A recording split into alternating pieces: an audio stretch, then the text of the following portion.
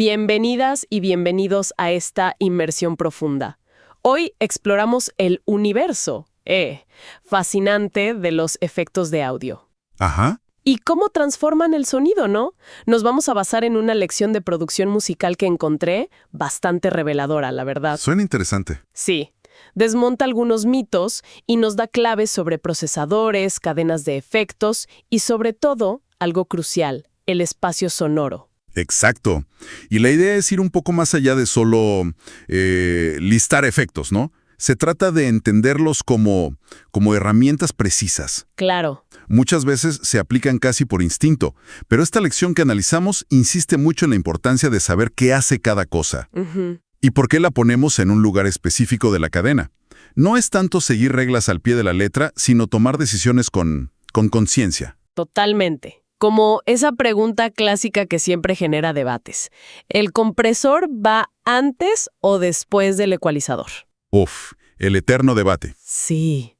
La fuente que revisamos tiene una perspectiva interesante, pero lo fundamental, como dices, es entender las consecuencias de cada camino. Justo. Así que bueno, vamos a analizar a fondo este material. Dale. A ver, antes de empezar a meter efectos por todos lados, la lección recalca algo básico: entender qué está pasando con el sonido. Fundamental. Dice que no siempre la solución es añadir más y más procesadores.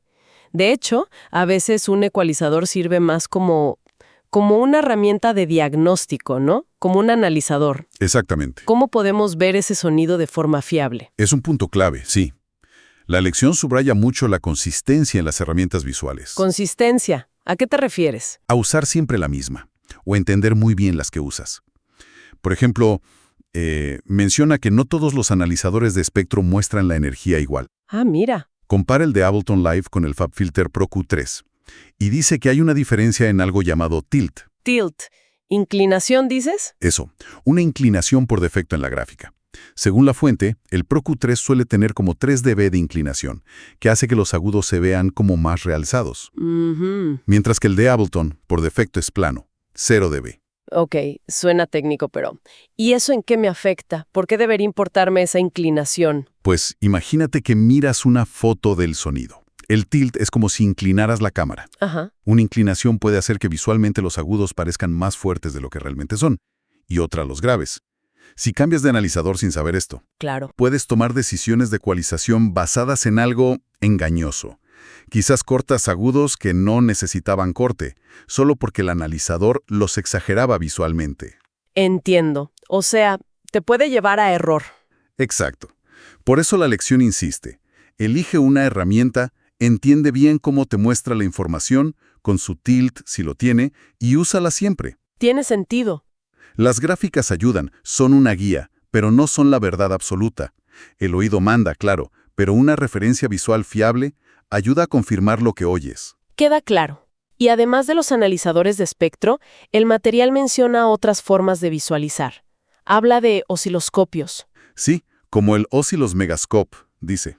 Para ver la forma de onda, no solo las frecuencias, ayuda a ver la dinámica, problemas de fase. Y también algo llamado Isotope Insight 2, que muestra el espectro como en 3D, a lo largo del tiempo. Eso es, un espectrograma es más avanzado, te permite ver resonancias o solapamientos que quizás solo ocurren en un instante.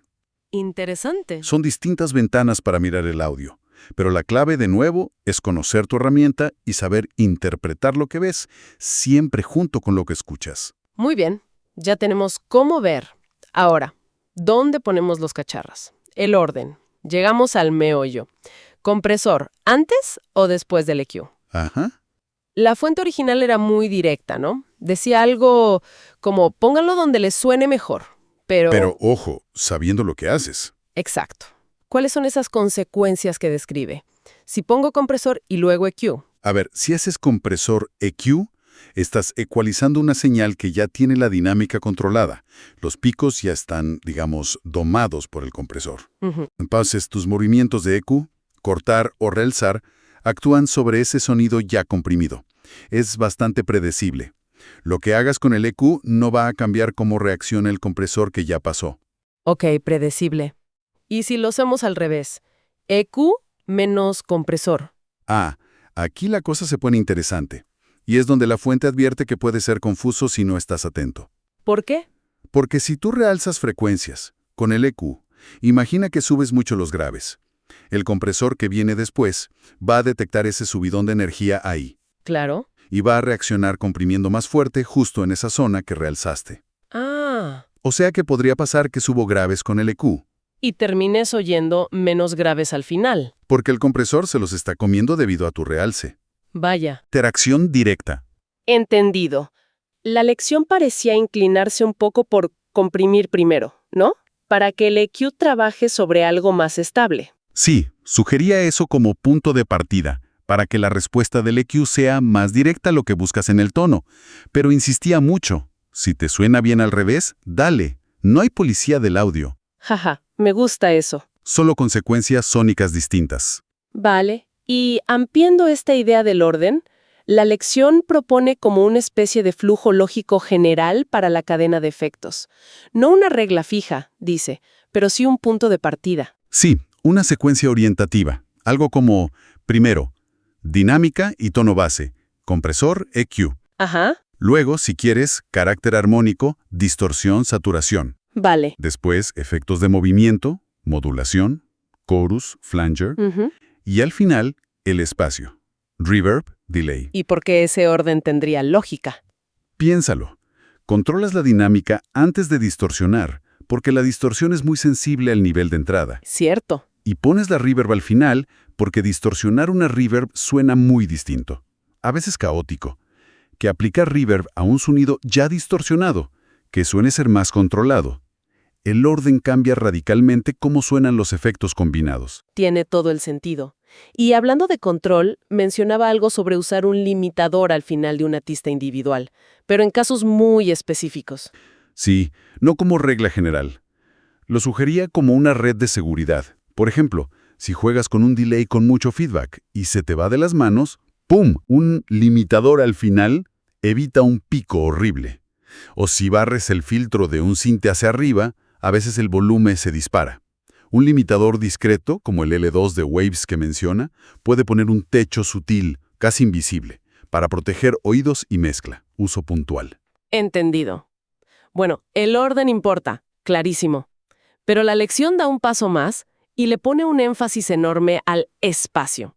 Dice que la reverb y el delay son como la piedra angular para definir cómo suena algo, especialmente en electrónica. Totalmente. No son solo adornos, son herramientas para crear profundidad, ambiente, carácter. La reverb, por naturaleza, tiende a alejar el sonido. Sí. Y ahí entra un parámetro súper interesante que analiza. El pre-delay. ¿Ah, sí? ¿El pequeño silencio antes de que suene la reverb? ¿Por qué es tan importante? Porque te permite jugar con la percepción de cercanía y tamaño. Es genial. ¿Cómo? Mira, un pre-delay más largo, ponle 50, 100 milisegundos. Deja que el sonido original, piensa en un golpe seco de caja, se escuche claro, presente, cerca. Ajá. Y después, viene la cola de la reverb.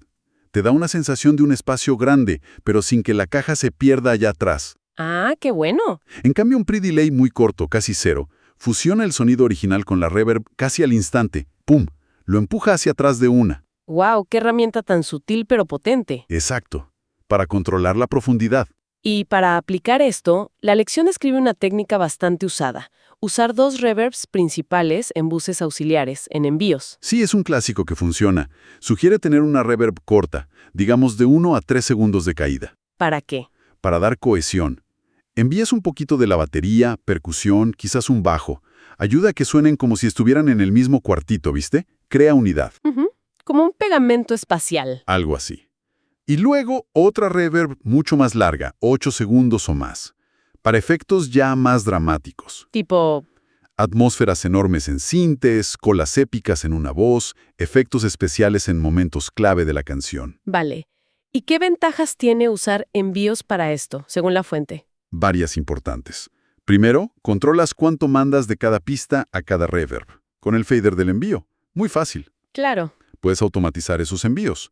Más reverb aquí, menos allá. Dinamismo. Exacto. Además, la señal original, la dry, sigue intacta en su canal principal. Mantiene su pegada, su claridad. Importante. Y técnicamente, evitas posibles líos de fase que a veces pasan si mezclas dry y wet dentro de un plugin de reverb insertado directo en la pista. Ok, suena bien. Pero, ¿alguna desventaja? ¿O algún caso donde no sea lo ideal? ¿Mencionaba algo la fuente? No. Sí, plantea un par de cositas. Una es que si muchos sonidos comparten la misma reverb larga del auxiliar, un sonido principal como la voz líder puede perder un poco su carácter especial. Queda como nadando en la misma piscina que todos. Entiendo. Se diluye un poco. Y lo otro es que desde un envío, nunca puedes obtener una señal 100% reverberada, solo wet, de una pista específica. Porque la señal dry siempre está pasando por el canal original. Ah, claro. Entonces, ¿cuál sería la alternativa que propone? Sugiere que a veces, para darle un toque único, un espacio propio a un elemento principal, una voz, un synth líder, puede ser muy efectivo insertar una reverb directamente en esa pista. O sea, una reverb solo para este sonido. Exacto. Así le das su propio ambiente, lo destacas del espacio general de los auxiliares. Buena idea. Y hace una observación muy aguda. Dice que muchos presets de sintetizador suenan increíbles de fábrica, Sí, a veces te vuelan la cabeza. precisamente por las reverbs y delays que ya traen incorporados, súper bien ajustados. Gran parte de esa magia inicial viene de ahí. ¡Qué buen punto! Eso va para pensar. Si les quitaras los efectos a esos presets, ¿seguirían siendo tan wow? Es una buena pregunta, ¿eh? Definitivamente. Bueno, ya hablamos de profundidad con reverbs y delay, pero también está el ancho, el estéreo. El material introduce el concepto de mid-side, MS, como una forma útil de entender y manejar la imagen estéreo. ¿Nos explicas eso fácil? Claro. Imagina el sonido estéreo que sale por dos altavoces. El mid, el medio, es todo lo que suena igual en ambos lados. Lo que sientes en el centro. La voz, el bombo, la caja, el bajo. Usualmente, es la suma de izquierdo L más derecho R. Ok, el centro. ¿Y el side? El side, el lateral, es todo lo que es diferente entre el altavoz izquierdo y el derecho. Eso es lo que crea la sensación de amplitud, de espacio a los lados. Las reverbs estéreo, los pads anchos, efectos paneados. Técnicamente es la diferencia entre L y R. Vale. Mid, centro, side, lados. ¿Y cómo nos ayuda a saber esto? ¿Qué herramientas menciona la fuente para trabajar con MS? Menciona desde cosas simples como el utility de Ableton Live, que tiene un nodo MS, Ajá. hasta plugins más específicos como el BX Control V2 de Plugin Alliance. Estos te permiten escuchar solo el mid o solo el side. Ah, qué bueno. Como ponerte unas gafas para ver solo el centro o solo los lados. Exacto. Es súper útil para diagnosticar. Imagina que escuchas solo el side de tu bombo y descubres que tiene un montón de graves retumbando ahí en los lados. Uy, eso no suena bien. No, generalmente ensucia la mezcla y puede dar problemas de fase. Al escucharlo aislado, lo detectas al toque. Ok, ya analizamos. ¿Y qué podemos hacer? Varias cosas. La lección describe, por ejemplo, que con un plugin como ese BX Control, puedes simplemente subir el control de Stereo Width. Eso lo que hace es subirle el volumen al side, realzando el estéreo que ya existe. Ujú. O algo muy potente, usar la función Mono Maker. Mono Maker. Hacedor de mono. Sí, te permite decir, ok, todo lo que esté por debajo de, digamos, 150 Hz, quiero que sea mono, que solo suene en el mid. ¡Wow! Y dejas que las frecuencias altas sí tengan información side, sí sean estéreo. Es genial para darle pegada y foco a bombos, cajas, bajos. Mantienes los graves sólidos en el centro, pero dejas que el aire o el snap de los agudos sí tengan ancho. ¡Qué herramienta tan útil! Muchísimo. Pero ojo, hay una distinción importante que recalca la fuente. ¿Cuál? Si tienes un sonido que es 100% mono de origen, una voz grabada con un solo micrófono, por ejemplo, de nada sirve subirle el stereo width, ¿Por qué no? porque no hay información side que amplificar. Esos controles solo manipulan el estéreo que ya existe. Ah, eso es clave. Entonces, si quiero hacer que algo mono suene estéreo, ¿cómo hago? Para eso necesitas otra cosa. Técnicas o plugins específicos que generen esa diferencia entre L y R. La fuente menciona el Stereo Maker, también de Plugin Alliance, como ejemplo. ¿Y cómo funcionan? Crean variaciones sutiles de tiempo, de tono, de fase, entre los canales izquierdo y derecho para dar esa sensación de amplitud creíble. Pero lo hacen de forma controlada, tratando de evitar cancelaciones de fase feas. Entiendo. Es mucho más seguro que la vieja técnica de duplicar la pista, panear a los lados y retrasar una un poquito. Eso, como advierte el material, te puede destrozar la fase, sobre todo con notas musicales que cambian. Claro, mal negocio. Oye, ¿y esto del control MS también aplica a los bajos? Siempre está el mito de que el bajo tiene que ser mono sí o sí. La lección lo toca, sí. A ver, un bajo puede ser mono, claro. O puede ser mono, pero tener una reverb estéreo, el bajo en el mid, la reverb en los sides. Ajá. O puede ser un sonido de bajo que ya de por sí es estéreo, desde el sinte. En ese caso, usar un mono maker o la función bass mono del utility es perfecto. ¿Por qué? Porque mantienes las frecuencias más graves, las subgraves, bien firmes en el centro, en mono, pero permites que los armónicos más altos o algún efecto que traiga el sonido sí tengan algo de estéreo. O sea que no es pecado tener un bajo con algo de estéreo. Para nada. La fuente lo confirma. Un bajo con estéreo bien controlado, graves en mono, importante, puede sonar genial y añadir mucha dimensión sin perder nada de pegada. Perfecto. Bueno, ya cubrimos orden, espacio, ancho. El material también toca, aunque más brevemente, el procesar grupos, subgrupos. Cómo agrupar toda la batería menos el bombo y meterle efectos a ese bus. ¿Qué dice sobre eso? Lo menciona como una técnica útil para dar cohesión, ¿no? El famoso pegamento. Que varios instrumentos suenen como una unidad. Sí. Pero lanza una advertencia importante. Ojo con la trampa de que más alto suena mejor. Ah, sí. Clásico. A veces comprimes un grupo, sube el nivel general, y te parece que suena mejor solo porque está más fuerte. Hay que nivelar bien antes de comparar. Cierto. También dice que esta técnica a menudo nació por necesidad, en directo, o con las limitaciones del hardware antiguo. No es que sea obligatorio hoy en día. Y relacionado con agrupar señales en buses y también con los envíos de reverb que hablamos antes, hay un punto técnico sobre los niveles que es crucial, ¿verdad? Fundamental. La estructura de ganancia. Importantísimo. ¿Por qué? Porque cuando sumas varias señales en un bus de grupo o las mandas a un auxiliar de efectos, los niveles se suman. Es fácil que ese bus o auxiliar empiece a clipear, a distorsionar digitalmente. Y quizá no te das cuenta al principio. Exacto. Y luego ese clip te llega al bus master y te ensucia todo. La lección aconseja mantener un flujo de señal lógico. No bajes a tope el fader de un subgrupo si luego tienes que poner al máximo los canales individuales que lo alimentan. Busca niveles saludables en cada etapa, dejando siempre margen. Headroom. Buen consejo. Aparte de la compresión de grupo, ¿menciona otras técnicas interesantes para aplicar en buses? Sí, destaca bastante el uso de saturación o distorsión sutil en grupos. Saturación en un grupo. ¿Para qué? Para añadir energía y también cohesión. Pone el ejemplo de usar un plugin como Decapitator en el grupo de batería, sin el bombo. Dice que eso genera armónicos que como que rellenan el sonido, lo hacen sentir más potente y ayudan a que los distintos elementos de la batería se integren mejor, que peguen. Interesante.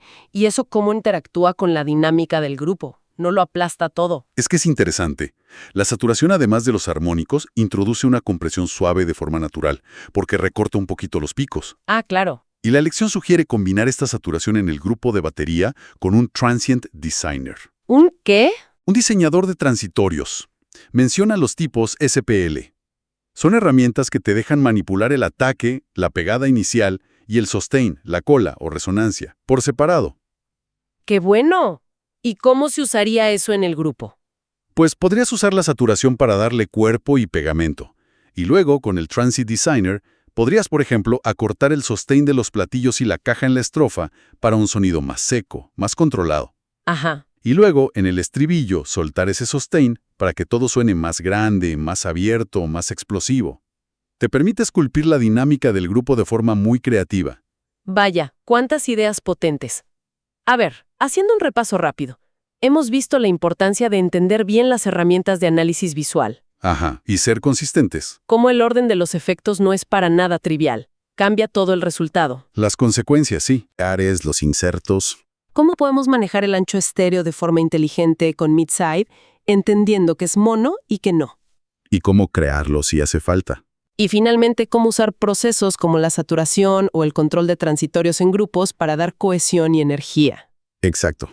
Creo que si tuviéramos que sacar un mensaje central de todo este análisis, ¿no? Sería algo como: A ver. antes de volverte loco ecualizando y comprimiendo cada pista individualmente, enfócate primero en la calidad del sonido de origen y sobre todo en cómo lo posicionas en el espacio sonoro. En la profundidad y el ancho. Justo. Usa la profundidad, reverb, delay y la anchura, paneo, estéreo, MS, de forma consciente, de forma musical. La lección sugiere que si construyes bien esa base espacial, ¿Qué pasa? que la necesidad de meter mano con EQ y compresión más drástica después, muchas veces disminuye. La mezcla empieza como a respirar sola, a encajar de forma más natural. Es un enfoque interesante, ¿eh? Como más arquitectónico, de construir el espacio primero. Exacto. Y me quedo pensando en esa reflexión que surgió sobre los presets de sintetizador. Cuando oímos un sonido que nos impacta de una, somos realmente conscientes de cuánto de eso es la síntesis pura y cuántos son los efectos, sobre todo reverbs y delays, que ya trae puestos de forma magistral. Es una gran pregunta. ¿Podríamos nosotros, partiendo de sonidos quizá más sencillos, llegar a esa misma sensación de magia, aplicando nuestros propios efectos espaciales con intención, con cuidado? Ahí queda la pregunta, flotando en el espacio sonoro.